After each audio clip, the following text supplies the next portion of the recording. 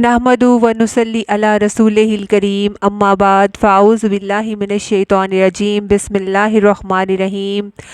अस्सलामु अलैकुम व रहमतुल्लाहि व बरकातुहू। कैसे हैं आप सब लोग? अल्लाह ताला आपकी हिफाजत फरमाए, आमीन। लेसन नंबर 75 आयत 85 टू 91 सूरत आले इमरान।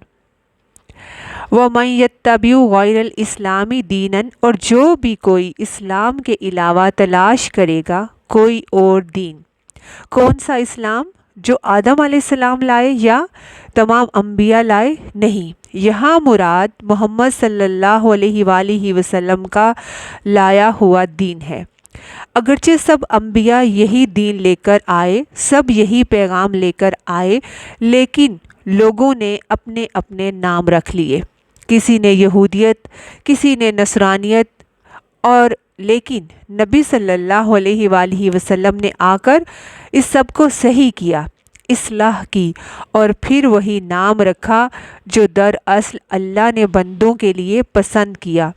तो जो शख्स इस्लाम के अलावा कोई और दीन तलाश करेगा फ़लन युक़बल मिन्हु, तो उससे वो हरगिज़ कबूल ना किया जाएगा। कोई भी उसकी कोशिश, मेहनत, अमल कबूल ना होगा। सही मुस्लिम की हदीस में आता है कि कोई अगर ऐसा अमल करे कि जिस पर हमारा हुक्म नहीं, तो वो मरदूद है, रिजेक्टेड है। इसलिए तमाम बिदात जो हैं उन पर जितनी भी मेहनत की जाए उनका कोई नतीजा नहीं होगा। तो जो इस्लाम के अलावा कोई और दीन लाएगा, यानी जैसे बहुत से लोगों के ख़्याल में दुनिया में बहुत सारे लोग कितने अच्छे हैं, वो बहुत अच्छे काम कर रहे हैं, देखें कोई पता नहीं कौन अल्लाह के करीब हो। किसी को बुरा ना कहें, किसी को बुरा तो ना कहें, मगर जो ख़राबियाँ हैं वो तो बताओ, यही तो उन लोगों की भलाई है। देखें, अगर कोई अल्लाह के साथ शिर्क कर रहा है और आप उसको इसलिए नहीं बता रहे कि कहीं उसका दिल ना दुख जाए, और वो कोई और तो बहुत से अच्छे काम कर रहा है, या ये कि उसे तो छोड़ दो, लेकिन ये कोई खैर खाई नहीं। और ये कहना कि सारे दीन ही अच्छे हैं, सारे लोग ही अच्छे हैं, सारे दीन अच्छा काम सिखाते हैं, इखलाक सिखाते हैं, ये बात दुरुस्त नहीं। जो खराबियाँ उनमें हैं उनकी निशानदही करना ज़रूरी है, वरना उन्हें कौन बताएगा। और वो उस दीन पर अमल करने वाले इस दुनिया से ऐसे ही चले जाएंगे, और क्या होगा? उनकी आखिरत ख़राब हो जाएगी, कितना नुकसान हो जाएगा। याद रखें, अगर ईमान उस मयार पर नहीं जो नबी सल्लल्लाहु अलैहि वसल्लम लेकर आए, आप सल्लल्लाहु अलैहि वसल्लम पर ईमान लाकर ही कोई कामयाब हो सकता है, वरना उसकी कोशिशें कबूल ना की जाएंगी।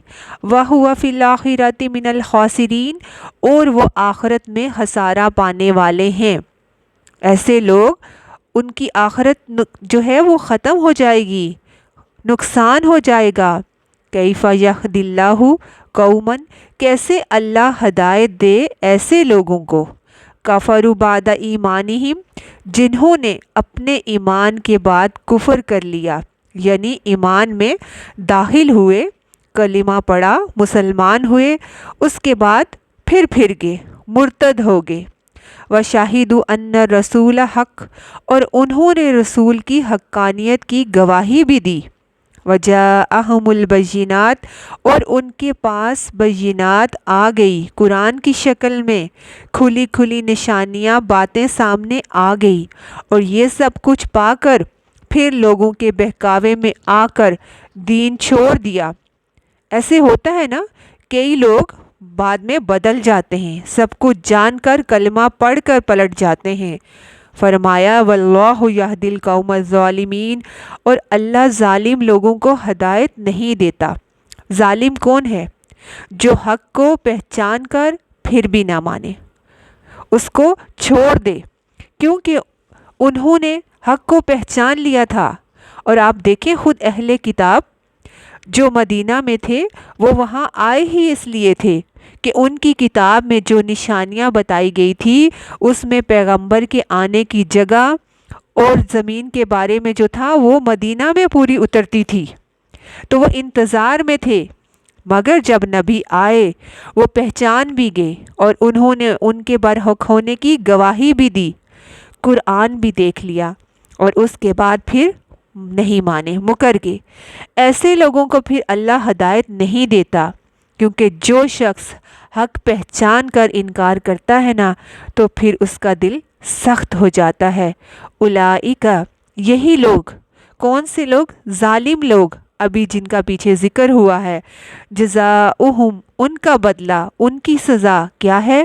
ان علیہم لعنت اللہ والملائکۃ والناس اجمعین، کہ بے شک ان پر اللہ کی لعنت اور فرشتوں کی اور سارے انسانوں کی لعنت۔ لعنت پر لعنت، یعنی 3 لعنتوں کا یہاں پہ ذکر کیا گیا ہے۔ یہاں پر کس کس کی؟ اللہ کی، فرشتوں کی اور سارے انسانوں کی 3 لعنتوں کا ذکر کیوں کیا گیا ہے؟ تو پچھلی آیت میں ہم دیکھتے ہیں کہ 3 جرائم کا ذکر ہے، تو جیسا کام ہوگا ویسی سزا بھی ہوگی۔ کیا پیچھے ان کے جرم تھے؟ کفروا بعد ایمانہم، شاہدوا ان رسول حق جاءہم البینات، ان سب کا انہوں نے کیا کیا؟ انکار کر دیا، تو پھر 3 طرف سے لعنت بھی پڑی۔ اور لعنت کیا ہوتی ہے؟ اللہ کی رحمت سے دوری، محرومی۔ فرشتے اور پھر باقی سب انسان بد دعا کرتے رہتے ہیں، یا اللہ ایسے لوگ تیری رحمت کبھی نہ پائیں، اور قیامت کے دن بھی یہ ایک دوسرے کو لعنت کر رہے ہوں گے۔ سورۃ عنکبوت آیت 25 میں آتا ہے کہ قیامت کے دن بعض کا انکار کرے گا اور بعض کو لعنت کرے گا۔ الناس اجمعین میں جو ہے وہ صرف مسلمان نہیں بلکہ وہ خود بھی آتے ہیں، کفار بھی آتے ہیں۔ وہ دوزخ میں خود ایک دوسرے پر لعن طعن کر رہے ہوں گے کہ تم نے مجھے کیوں بھٹکایا، مجھے حق کیوں نہ بتایا۔ خالدین فیہا، اس میں ہمیشہ رہنے والے ہیں۔ کس میں؟ اس جہنم میں، اس لعنت میں۔ لا یخفف عنہم العذاب، اور نہ ان سے عذاب ہلکا کیا جائے گا، کیونکہ سورۃ النبا میں آتا ہے ہم نہ زیادہ کریں گے ان کو مگر عذاب میں، یعنی عذاب آہستہ آہستہ بڑھتا جائے گا، کم نہیں ہوگا۔ ولا ہم ینظرون، اور نہ وہ مہلت دیے جائیں گے۔ جہنم میں جانے والے جہنم کے دروغہ سے کہیں گے تم ہمارے لیے اپنے رب سے دعا کرو، وہ ہمارے عذاب میں صرف 1 دن کی کمی کر دے، جیسے ایک بریک دے دو، لیکن ان کی کوئی پکار سنی نہ جائے گی۔ ان کی سب فریادیں، سفارشیں اور رونا دھونا سب بیکار ہو جائے گا، کیونکہ انہوں نے جس طرح دنیا میں انکار کیا تھا آج ان کی بنا سنی جائے گی، اور یہی ان کی سزا بھی ہے۔ الا الذین تابوا، مگر وہ لوگ جنہوں نے توبہ کر لی۔ کہاں؟ دنیا میں۔ من بعد ذالک، اس کے بعد، کس کے بعد؟ اس جرم کے بعد کہ حق قبول کیا اور پھر انکار کیا، مگر پھر کیا کیا؟ انہیں احساس ہو گیا اپنی غلطی کا، گناہ کا، اور وہ واپس لوٹ آئے، پلٹ آئے۔ وَأَصْلَحُوا، اور اصلاح کر لی، یعنی جو خرابی گناہ کیا تھا اس پر توبہ کر لی، پلٹ آئے، سچی توبہ کر لی۔ فَإِنَّ اللَّهَ غَفُورٌ رَحِيمٌ، تو بے شک اللہ تعالیٰ غفور الرحیم ہے، توبہ قبول کرنے والا ہے توبہ کرنے والوں کے لیے، یعنی وہ لوگ جو سچے دل سے اپنی غلطی کو مان لیتے ہیں، واپس اپنے رب کی طرف پلٹ جاتے ہیں، تو وہ بھی اپنے بندوں کو پھر معاف کر دیتا ہے، کیونکہ وہ تو ہے ہی معاف کرنے والا، رحم کرنے والا۔ اس کی ذات سے بڑھ کر معاف کرنے والا اور رحم کرنے والا کوئی نہیں۔ بس انسان اپنی غلطی کو مان جائے اور توبہ کرے، پلٹ آئے۔ ان الذین کفروا بعد ایمانہم، بے شک وہ لوگ جنہوں نے کفر کیا ایمان لانے کے بعد، یعنی ایمان لانے کے بعد پھر کفر کر لیا، وہی بات جو پہلے ہوئی، ایمان لانے کے بعد پھر پلٹ جانا۔